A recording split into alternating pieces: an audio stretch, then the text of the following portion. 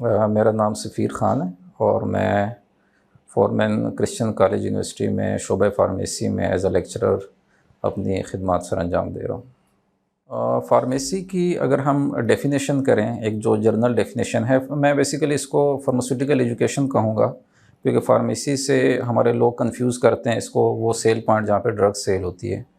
तो इसके लिए जो बेहतर वर्ड है वो फार्मास्यूटिकल साइंसेज़ है, या आप इसको फार्मेसी एजुकेशन भी कहते हैं।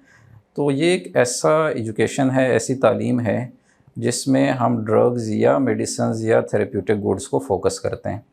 मतलब आप किसी भी ड्रग या मेडिसिन या थेरेप्यूटिक गुड की ओरिजिन से लेकर सिंथेसिस के बाद उसके फार्माकोलॉजिकल एस्पेक्ट्स के उसका ह्यूमंस या एनिमल्स पे क्या इफ़ेक्ट है, उसके बाद उसका फार्मास्यूटिक्स इफ़ेक्ट कि किस तरह से हम उसको डोजेज फॉर्म में क्रिएट कर सकते हैं स्मॉल स्केल पे या लार्ज स्केल पे, और एंड पे ये जो ड्रग हमने डोजेज फॉर्म में क्रिएट कर ली है उसका ह्यूमंस पे या एनिमल्स पे, अगर वेटरनरी फार्मेसी एजुकेशन है, क्या इफ़ेक्ट हो सकता है, कैसे हमने उसको यूज़ करना है। तो अगर मैं इसको समराइज़ करूँ तो फार्मेसी एक वो तालीम है जिसमें अद्वियात का रिसर्च ओरिजिन से लेकर उसके इस्तेमाल तक हमें पढ़ाया जाता है। पाकिस्तान के अकॉर्डिंगली हम इसको डिफ़ाइन करें तो एक एक्ट है drug regulatory authority of Pakistan, DRAP act 2012 का।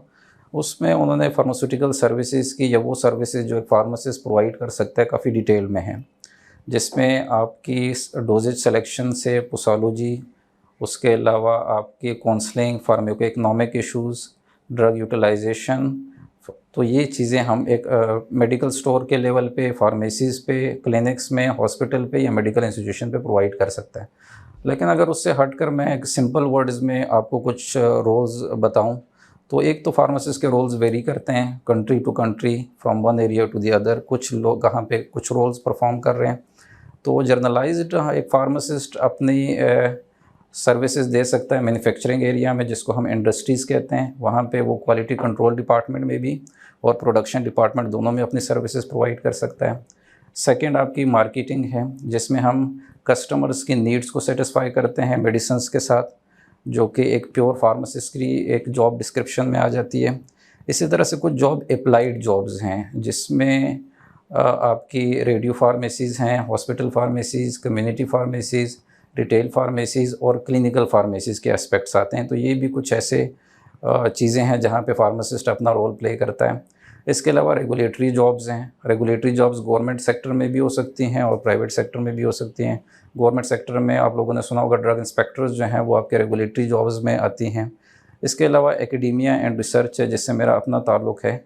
तो ये 7-8 किस्म की जॉब्स हैं जिसमें, लेकिन अगर हम स्पेशली पाकिस्तान की बात करें तो हमारे मैक्सिमम जो फार्मासिस्ट हैं वो आपके मैन्युफैक्चरिंग या इंडस्ट्रीज़ पे अपने रोल प्ले करते हैं। लेकिन अगर आप कंपेयर करें गल्फ़ कंट्रीज़ में, तो वहाँ पे हमारे मैक्सिमम फार्मासिस्ट 80% प्लस फार्मासिस्ट जो हैं वो कम्युनिटी फार्मेसीज़ में या हॉस्पिटल फार्मेसीज़ में या रिटेल फार्मेसीज़ में अपना रोल दे रहे हैं। तो it can vary from one area to the other. अब चूँकि हमने बात की कि जो फार्मेसी एक्सपर्ट है, जिसको आप ड्रग एक्सपर्ट भी कहते हैं, उसको फार्मासिस्ट कहते हैं।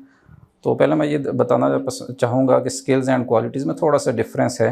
स्किल्स आपकी वो करैक्टरिस्टिक्स होती हैं जो आप अडॉप्ट करते हैं, जो आप गेन करते हैं, जो आप सीखते हैं, और क्वालिटीज़ आपकी वो करैक्टरिस्टिक्स होती हैं जो इनबोर्न हों।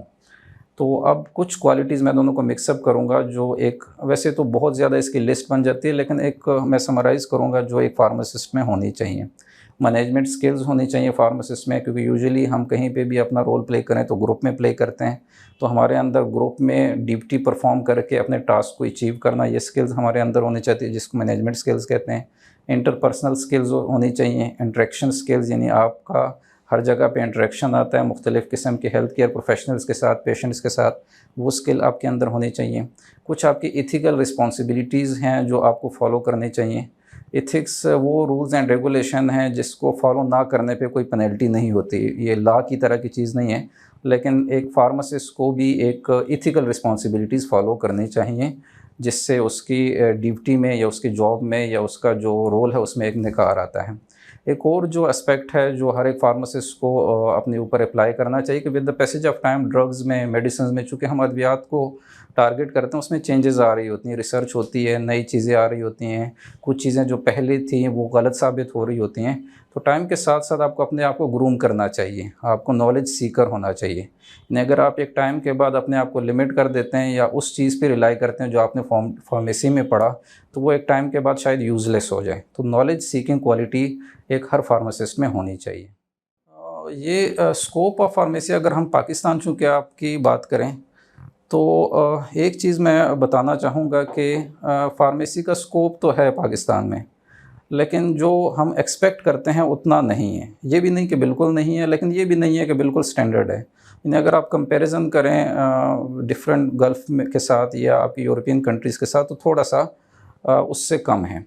लेकिन ये भी ज़हन में रखिए कि प्रोग्रेस आ रही है, लेकिन प्रोग्रेस के साथ-साथ स्लो प्रोग्रेस है। यानी जितनी तेज़ी से इसमें चेंजेस आनी चाहिए, स्कोप बढ़ना चाहिए, जॉब्स बढ़नी चाहिए, उतना उस स्पीड के साथ काम नहीं हो रहा। अब उसकी मेन वजह कि क्यों फार्मेसी का या फार्मासिस्ट का हमारे लोकल, ये पाकिस्तान में भी, इंडिया सब कॉन्टिनेंट जो भी है, बांग्लादेश है, पाकिस्तान है, इंडिया है, वहाँ पे यही मसाइल आ रहे हैं। उसमें 2-3 मेन फैक्टर्स हैं जिसकी वजह से हमारा स्कोप जितना ज़्यादा एक्सपेंड होना चाहिए नहीं हो रहा।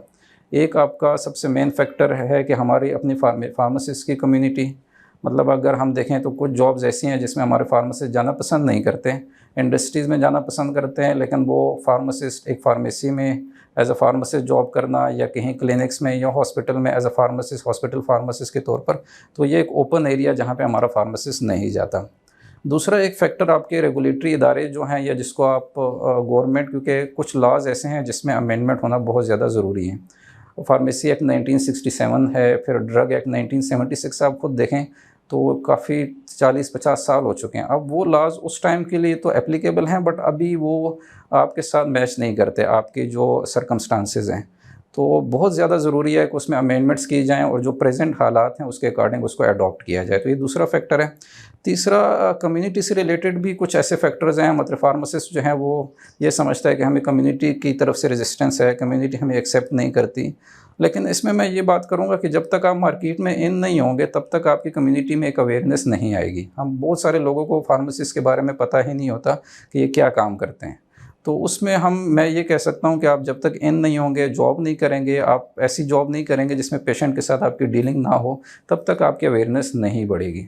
हाँ, अलबत्ता कम्युनिटी, आपके गवर्नमेंट रिलेटेड फैक्टर्स और आपकी अपनी जो हमारी कम्युनिटी है, वो तीनों रोल प्ले कर सकती है अपना स्कोप बढ़ाने में। ये जो एडवाइस है, मैं जो लोग ग्रेजुएट हो रहे हैं, फाइनल ईयर में हैं फॉर्म डी के फार्मेसी उसमें, या ग्रेजुएट हो चुके हैं, स्टार्टिंग में हैं करियर के, उनके लिए मैं देना चाहूँगा कि वो बहुत ज़्यादा कंफ्यूज होते हैं कि किस जगह पे हमें जाना चाहिए। तो ये एक बड़ा जनरलाइज्ड टाइप क्वेश्चन है। मतलब मैं अगर कोई एडवाइस करूँ तो वो आप हर एक पे फिट नहीं हो सकती, क्योंकि हर एक के डिफरेंट सर्कमस्टांसेस होते हैं, इंटरेस्ट होते हैं। अब एक फार्मासिस्ट जो ग्रेजुएट हो रहा है उसको 2 चीज़ें अपने माइंड में रखनी चाहिए कि उसके हालात क्या हैं, उसके सर्कमस्टांसेस क्या हैं और उसके इंटरेस्ट क्या है, उसके अकॉर्डिंग अपने फ़ील्ड को चूज़ करना चाहिए। क्योंकि इन दोनों चीज़ों को ज़हन में रखकर जो फ़ील्ड में वो जाएगा तो आई थिंक कि वो ज़्यादा आगे जा सकता है। मैं आपको एग्ज़ाम्पल देना चाहूँगा कि अगर एक फार्मासिस्ट है जिसका एक फैमिली बिज़नेस है कम्युनिटी फार्मेसी का, उसकी फैमिली चला रही है किसी रिटेल फार्मेसी या कम्युनिटी फार्मेसी या किसी भी हॉस्पिटल फार्मेसी सेल्स पॉइंट को, और वो अब ग्रेजुएट हो चुका है, उसके अलावा उसका इंटरेस्ट भी है कम्युनिटी फार्मेसी में, तो आई डोंट थिंक सो कि उसको कोई दूसरी फील्ड जाना, किसी और फील्ड में जाना चाहिए। उसके लिए बेहतरीन ऑप्शन यही है कि वो उसी फार्मेसी को जो उसकी फैमिली की तरफ से हो रहा है उसको संभाले, उसको रन करे। तो जिस तरह से उसको वो चलाएगा उस तरह से उसके पेरेंट्स या उसकी फैमिली नहीं चला सकती। तो ये डिपेंड करता है कि आपके हालात क्या हैं। ये तो मैंने एक एग्जांपल दी, आप अपने आप को देखें, आपकी क्या दिलचस्पियां हैं, किस तरफ आप जाना चाहते हैं और क्या जो आपके इंटरेस्ट हैं, आपके सर्कमस्टांसेस उसको फेवर भी करते हैं कि नहीं, उसके बाद चूज़ करें।